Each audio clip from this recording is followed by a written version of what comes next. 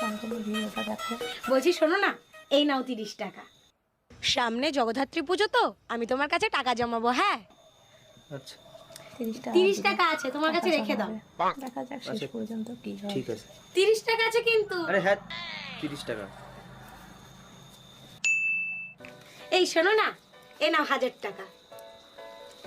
আজকে কিন্তু আমি তোমার 1000 টাকা দিলাম, মনে রেখো কিন্তু। আচ্ছা ঠিক করে রেখে দাও তাহলে তোমার কাছে।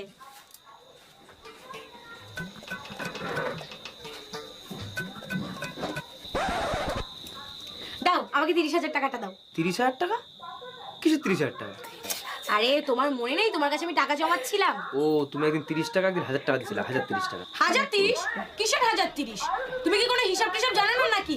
এই মাথাটা তোমার কোন অফিসে চাকরি দিচ্ছে? হ্যাঁ, দাও আমার 30,000 টাকা দাও। আরে বাবা 30 টাকা আর 1000 টাকা। হ্যাঁ 30,000 টাকা দাও, আমার টাকাটা দাও। শোনো